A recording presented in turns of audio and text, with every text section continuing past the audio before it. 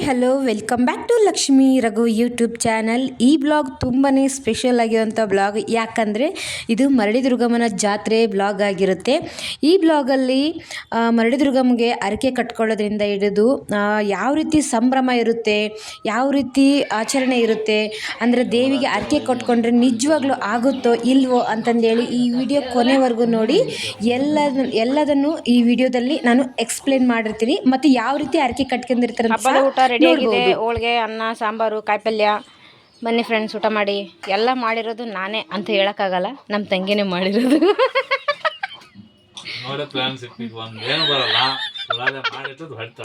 ಇಲ್ಲ ಇಲ್ಲ ಮಾಡ್ತೀನಿ, ಆದರೆ ಸೋಂಬೇರಿತನ ಮಾಡ್ಲಾರ್ದ ಸುಮ್ಮನೆ ಯಾಕೆ ಮೈ ನೋಸ್ಕೊಳ್ಳೋದು. ತಂಗಿರುವಾಗ ಮಾಡಬಾರ್ದೇನು. ಏನೇ ಸುನಿ ಹಂಗ ಇಲ್ಲ ಇಲ್ಲ ಇಲ್ಲ, ಇದು ಉಲ್ಟಾ. ನಾನು ಮಿಡಲ್ ಅಲ್ಲ, ಆ ಕಡೆ ಅಕ್ಕನೂ ಮಾಡ್ತಾಳೆ, ಈ ಕಡೆ ತಂಗಿನೂ ಮಾಡ್ತಾಳೆ. ನಾನು ಆರಾಮಾಗಿ ಕುತ್ಕೊಂಡು ಊಟ ಮಾಡೋದಷ್ಟೇ. ಅಲ್ಲಿಡು. ಸೂಪರ್ ಆಗಿದೆ. ನನಗೆ ಹಾಲಲ್ಲಿ ಊಟ ಮಾಡೋಕ್ಕಾಗಲ್ಲ ಅಷ್ಟು. ಮಾತಮ್ಮಡು ನೋಡು, ನಾನು ಕಾಣಿಸ್ತೀನಿ, ಅವ್ನು ಕಾಣಲ್ಲ. ಇದಕ್ಕೇನಾರ ಒಂದು ಪ್ರಾಬ್ಲಮ್? ನೋವೇ ಚಾನ್ಸೇ ಇಲ್ಲ. ಇದಕ್ಕೇನಾರ ಒಂದು ಆವಿಷ್ಕಾರ ಮಾಡ್ಬೇಕು, ಏನಂತಂದ್ರೆ ಅರ್ಥ ಆಗ್ತಾ ಇಲ್ಲ.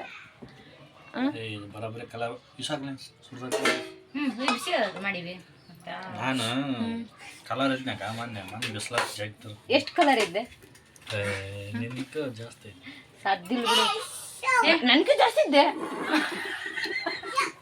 ಓ ಭ್ರಮೆ. ಸೊ ಬನ್ನಿ ಫ್ರೆಂಡ್ಸ್, ಊಟ ಮಾಡಿ. ನಾನು ಬಂದಿದ್ದೆ ಹಬ್ಬದ ದಿವಸ, ಅಂದರೆ ಅವತ್ತಿನ ದಿನ ಹಬ್ಬ ಇತ್ತು. ಸೊ ಹಂಗಾಗಿ ಅರ್ಲಿ ಮಾರ್ನಿಂಗ್ ಬಂದಿದ್ದೆ. ನಮ್ಮ ತಂಗಿ ಆಲ್ರೆಡಿ ಎಲ್ಲನೂ ಅಡುಗೆ ಪ್ರಿಪೇರ್ ಮಾಡ್ತಾಯಿದ್ಲು. ಸೊ ನಾವು ನಮ್ಮ ಅಮ್ಮನ ಮನೆಗೆ ಬಂದರೆ ಅಡುಗೆ ಎಲ್ಲ ಆಲ್ಮೋಸ್ಟ್ ಮಾಡೋದು ನಮ್ಮ ತಂಗಿನೇ. ನಾನು ಸ್ವಲ್ಪ ಹೆಲ್ಪ್ ಮಾಡ್ತೀನಿ, ಆದರೆ ಇಲ್ಲಾಂದ್ರೆ ಅದು ಕೂಡ ಇಲ್ಲ. ಹಬ್ಬದ ಸ್ಪೆಷಲಾಗಿ ಹೋಳಿಗೆ, ಅನ್ನ, ಸಾಂಬಾರು, ಹಪ್ಪಳ, ಶೊಂಗೆ, ಕಾಯಿಪಲ್ಯ, ತುಪ್ಪ, ಹಾಲು. ಸೊ ಇಷ್ಟೆಲ್ಲ ಇತ್ತು ವೆರೈಟಿ. ಅಡುಗೆ ಅಂತೂ ಸಖತ್ತಾಗಿ ಮಾಡಿದ್ಲು. ಹೋಳಿಗೆ ಅಂತೂ ತುಂಬಾ ಸೂಪರಾಗಿ ಆಗಿದ್ದು. ನೋಡಿ, ನೀವೇ ನೋಡ್ತಾ ಇದ್ರಲ್ಲ ಎಷ್ಟು ಚೆನ್ನಾಗಿ ಅಡುಗೆ ಮಾಡಿದಳಂತೆ. ಅವಳು ಸಖತ್ತಾಗಿ ಅಡುಗೆ ಮಾಡ್ತಾಳೆ. ನಮ್ಮದು ಊಟ ಎಲ್ಲ ಆದಮೇಲೆ ಸಂಜೆ ಟೈಮು, ಅಂದರೆ ಫಸ್ಟ್ ಡೇ, ಮಂಗಳವಾರ ಫಸ್ಟ್ ಡೇ, ಅರಕೆ ಕಟ್ಕೊಳ್ಳೋರಿದ್ದರೆ ಅರಕೆ ಕಟ್ಕೊಂಡಿರ್ತಾರಲ್ಲ, ಸೊ ಅವರು ಈವ್ನಿಂಗ್ ಅಂದರೆ 6ರಿಂದ 7 ಗಂಟೆ ಆ ಸಮಯದಲ್ಲಿ ದಿನಮಸ್ಕಾರ ಹಾಕೋರು ದಿನಮಸ್ಕಾರ ಹಾಕ್ತಾರೆ. ದಿಂಡುಳಿಕೆ ಅಂತ ಹೇಳ್ತಾರೆ ಕೆಲವೊಬ್ಬರು. ಮತ್ತು ಇನ್ನು ಕೆಲವೊಬ್ಬರು ಗೌರಿ ಕಳಸ ಅಂತಂದೇಳಿ ಹೋರ್ತಾರೆ. ಸೊ ಹಾಗಾಗಿ ನಮ್ಮಮ್ಮ ಎಲ್ಲ ಇದಕ್ಕೆ ಪ್ರಿಪ್ರೇಷನ್ ಮಾಡ್ಕೊಳ್ತಾಯಿದ್ರು. ಅಂದರೆ ದೇವರಿಗೆ ಅಲ್ಲಿ ಏನೇನು ಕೊಡಬೇಕು, ಸೀರೆ, ಕಾಯಿ, ಉಡಕ್ಕಿ ಸಮಾನ, ಮತ್ತು ನಿಂಬೆಹಣ್ಣು, ಏನು ಬೇಕೋ ಎಲ್ಲದೂ ಕೊಡ್ತಾಯಿದ್ರು.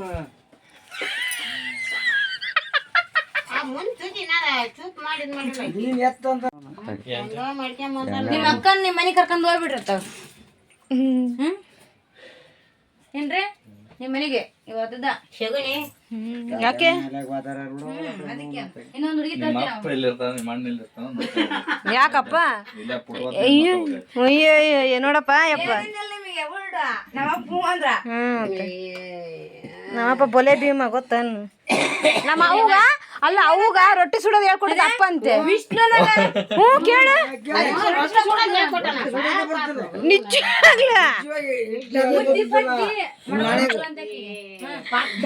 ಏ ನಿಜ ಬರ್ತಿರ್ಲಿಲ್ಲ ಅಂತೆ, ಅಪ್ಪ ಅಂತ ಮಾಡ್ಕೊಟ್ಟದಂತೆ.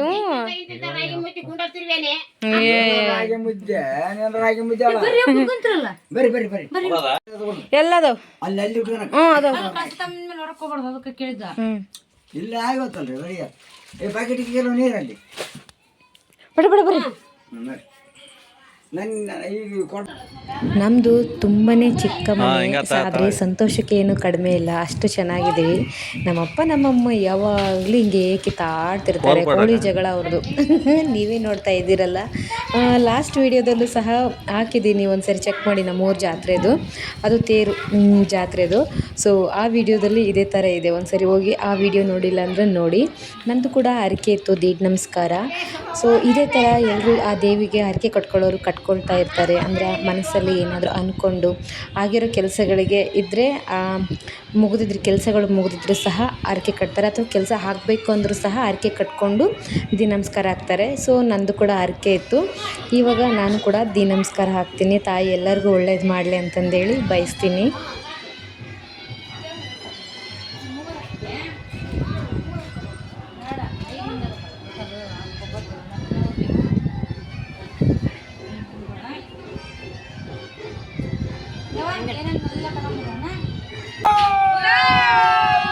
ಸ್ಲಿಪ್ಪರ್ ಬಿಡ್ಬೇಕು ಅನ್ಕ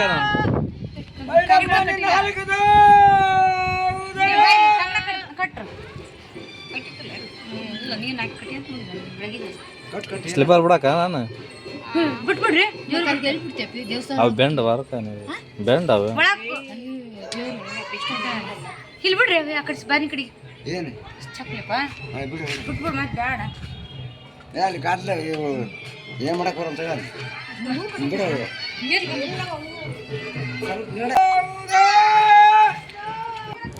ನಾವು ಯಾವ ರೀತಿ ದೀ ನಮಸ್ಕಾರ ಹಾಕ್ತೀವಂದರೆ ಮನೆಯಿಂದನೇ ತಲೆಗೆ ನೀರು ಒಯ್ಕೊಂಬಿಟ್ಟು ಮಡಿಲೆ ಮನೆಯಿಂದನೇ ದೇವಸ್ಥಾನದವರೆಗೂ ದೀ ನಮಸ್ಕಾರ ಹಾಕ್ಕೊಂಡು ಬರಬೇಕು. ಆ ರೀತಿ ಹರಕೆ ಇರೋದು. ಮತ್ತು ಇದು ಹೋಗ್ತಾನೆ ನಮ್ಮ ಅಕ್ಕ ಅವ್ರ ಮನೆ ಬರುತ್ತೆ ದಾರಿಲಿ, ನಮ್ಮ ಅಕ್ಕ ಸ್ವಂತ ಅಕ್ಕ ಅವರು.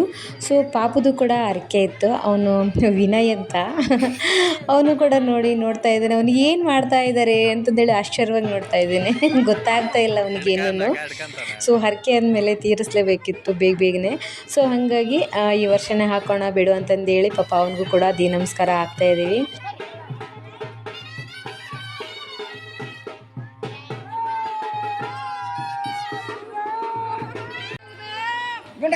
ಗುಡಿ ಮಠ ಹಾಕೊಂಡು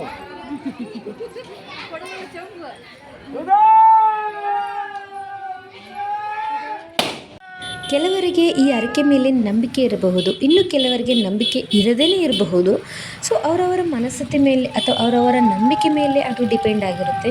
ನಾನು ಮಾಡೋ ಕೆಲಸದಲ್ಲಿ ನಂಬಿಕೆ ಇಟ್ಟೆ ನಾನು ಕೆಲಸ ಮಾಡೋದು. ಅದು ಏನೇ ಆಗಿರಲಿ, ಚಿಕ್ಕ ಕೆಲಸನೇ ಆಗಿರಲಿ ಅಥವಾ ದೊಡ್ಡ ಕೆಲಸನೇ ಆಗಿರಲಿ, ನಾನು ಫಸ್ಟು ನಂಬ್ತೀನಿ ನಾನು ಮಾಡೋ ಕೆಲಸ ಖಂಡಿತವಾಗ್ಲೂ ಸಕ್ಸಸ್ ಆಗೇ ಆಗುತ್ತೆ ಅನ್ನೋ ನಂಬಿಕೆ ಮೇಲೇ ನಾನೆಲ್ಲ ಕೆಲಸ ಮಾಡೋದು.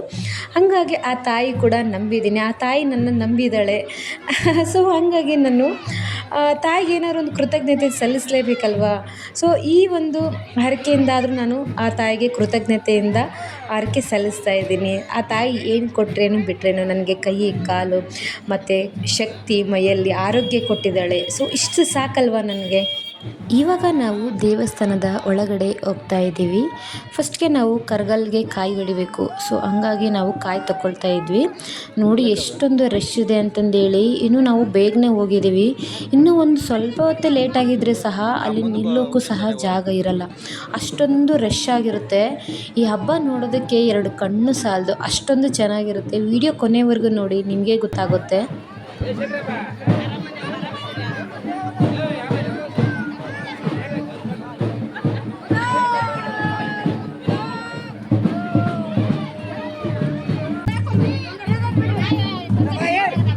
ಬರಗಾಲ ಹಾಕ್ಬೇಕಾ, ಹಿಂಗೆ ಅಂದು ಹಾಕ್ಬೇಕಾ?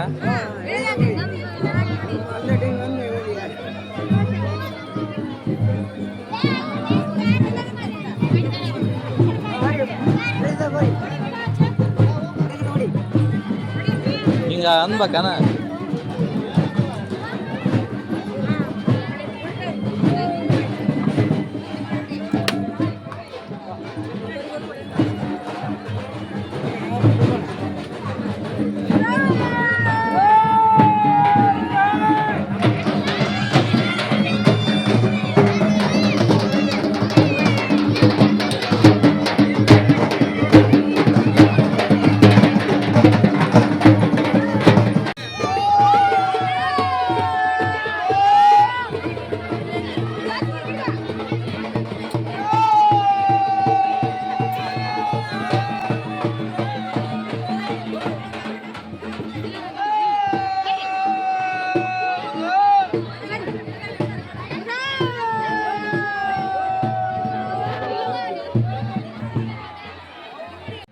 ನಾವು ಈ ರೀತಿ ಪದ್ಧತಿಯನ್ನು ಇತ್ತೀಚೆಗೆ ನಾವು ನಡೆಸ್ಕೊಂಡು ಬಂದಿರೋದು ಅಲ್ಲ, ನಮ್ಮ ಹಿರಿಯರು ಏನು ನಡೆಸ್ಕೊಂಡು ಬಂದಿದ್ದಾರೆ ಅದನ್ನೇ ನಾವು ಮುಂದುವರಿಸ್ಕೊಂಡು ಹೋಗ್ತಾ ಇದ್ದೀವಿ. ಈ ಹಬ್ಬ ಮಾಡೋ ಕಾರಣ ಏನಂದರೆ ಇಷ್ಟೇ, ನಮ್ಮೂರಿಗೆ ಮಳೆ ಬೆಳೆ ಆಗಲಿ, ಊರಲ್ಲಿ ಯಾವುದೇ ರೀತಿ ರೋಗ ರುಜಿನ ಬರದೇನೆ ಎಲ್ಲರೂ ಚೆನ್ನಾಗಿರಬೇಕು ಊರಲ್ಲಿರೋರು ಅಂತಂದೇಳಿ. ಸೊ ಈ ದೇವಿಗೆ ನಾವು ಚೆನ್ನಾಗಿ ನಡೆಸ್ಕೊಂಡು ಅಥವಾ ಪೂಜೆ ಪುನಸ್ಕಾರ ಮಾಡಿಕೊಂಡು ಜಾತ್ರೆಗಳು ಮಾಡಿದರೆ ಸೊ ಆ ದೇವಿನೂ ನಮ್ಮನ್ನ ಕಾಪಾಡ್ತಾಳೆ ಅನ್ನೋ ಒಂದು ನಮ್ಮ ಊರಿನವರ ನಂಬಿಕೆ ಸಹ. ಸೊ ನಮ್ಮ ನಂಬಿಕೆಯೂ ಕೂಡ ಅದೇ ಇದೆ. ತಾಯಿ ಎಲ್ರಿಗೂ ಒಳ್ಳೇದು ಮಾಡ್ತಾಳೆ ಅನ್ನೋ ನಂಬಿಕೆಯಿಂದನೇ ನಾವು ಕೂಡ ಇರೋದು. ಸೊ ನೋಡ್ತಾ ಇದ್ದೀರಲ್ಲ ದೇವಸ್ಥಾನ ಎಷ್ಟೊಂದು ರಶ್ ಇದೆ ಅಂತಂದೇಳಿ. ಆ್ಯಕ್ಚುಲಿ ಇನ್ನೂ ಸ್ವಲ್ಪ ಬೇಗ ಬಂದಿದ್ದಕ್ಕೆ ಪರವಾಗಿಲ್ಲ, ನಿಂತ್ಕೊಳ್ಳೋಷ್ಟು ಜಾಗ ಇದೆ, ಇಲ್ಲ ಅಂದರೆ ಇನ್ನಷ್ಟು ಜಾಸ್ತಿ ರಶ್ ಆಗಿರೋದು.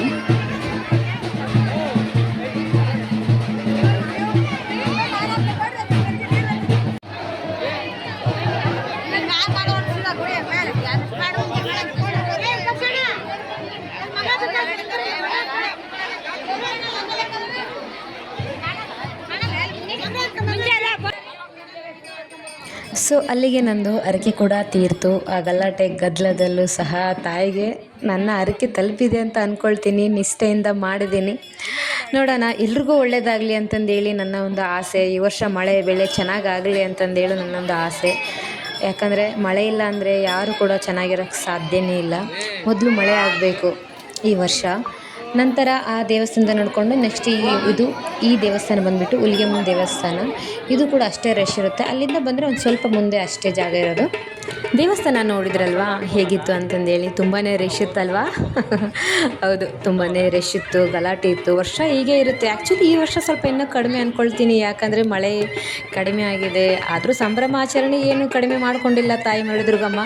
ಸಿಕ್ಕಾಪಟ್ಟೆ ಚೆನ್ನಾಗೇ ಇದೆ, ಅದ್ದೂರಿಯಾಗಿದೆ. ಈ ವಿಡಿಯೋ ಪಾರ್ಟ್ 1 ವಿಡಿಯೋ ಅಷ್ಟೇ. ಇನ್ನು ಪಾರ್ಟ್ 2 ವಿಡಿಯೋ ಇದಕ್ಕಿಂತ 2 ಪಟ್ಟು ಸಖತ್ತಾಗಿರುತ್ತೆ. ಸೊ ಆ ವಿಡಿಯೋನೂ ಅಪ್ಲೋಡ್ ಮಾಡ್ತೀನಿ ಆದಷ್ಟು ಬೇಗ. ದಯವಿಟ್ಟು ವಿಡಿಯೋನ ಕೊನೆವರೆಗೂ ನೋಡಿದವ್ರಿಗೆ ತುಂಬಾ ಥ್ಯಾಂಕ್ ಯು ಸೋ ಮಚ್. ನೋಡಿಲ್ಲ ಅಂದವರು ದಯವಿಟ್ಟು ವಿಡಿಯೋ ನೋಡಿ. ಹೊಸಬ್ರಾಗಿದ್ದರೆ ನನ್ನ ಚಾನಲ್ನ ಸಬ್ಸ್ಕ್ರೈಬ್ ಮಾಡ್ಕೊಳ್ಳಿ. ಇದೇ ರೀತಿ ಒಳ್ಳೊಳ್ಳೆ ವಿಡಿಯೋನ ನನ್ನ ಚಾನಲಲ್ಲಿ ಅಪ್ಲೋಡ್ ಮಾಡ್ತಾ ಇರ್ತೀನಿ, ಒಳ್ಳೊಳ್ಳೆ ವಿಷಯಗಳನ್ನು ತಿಳಿಸ್ತಾ ಇರ್ತೀನಿ. ಸೊ ಹಾಗೆ ಈ ಹಬ್ಬದ ಬಗ್ಗೆ ಅಥವಾ ಈ ಹರಕೆ ಬಗ್ಗೆ ನಿಮ್ಮ ಅಭಿಪ್ರಾಯಗಳು ಸಹ ನನಗೆ ಇಂಪಾರ್ಟೆಂಟ್ ಆಗಿರುತ್ತೆ. ಸೊ ಕಮೆಂಟ್ ಕೂಡ ಮಾಡಿ. ಈ ವಿಡಿಯೋ ಇಷ್ಟ ಆದರೆ ಲೈಕ್ ಕೊಟ್ಟು ಸಪೋರ್ಟ್ ಮಾಡಿ ಕೊನೆವರೆಗೂ ಅಂತಂದೇಳಿ ತಿಳಿಸ್ತಾ ಥ್ಯಾಂಕ್ ಯು ಸೋ ಮಚ್. ಇದೇನು ನೋಡ್ತಾ ಇದ್ದೀರಲ್ಲ, ಇದಕ್ಕೆ ಗೌರಿ ಕಳಶ ಅಂತಂದೇಳಿ ಕರೀತಾರೆ. ಸೊ ನೆಕ್ಸ್ಟ್ ವಿಡಿಯೋನ ಅಪ್ಲೋಡ್ ಮಾಡ್ತೀನಿ ಆದಷ್ಟು ಬೇಗ. ಇದು ಪಾರ್ಟ್ 1 ವಿಡಿಯೋ, ಪಾರ್ಟ್ 2 ವಿಡಿಯೋ ಸಹ ಬರುತ್ತೆ, ವಾಚ್ ಮಾಡ್ತಾಯಿರಿ.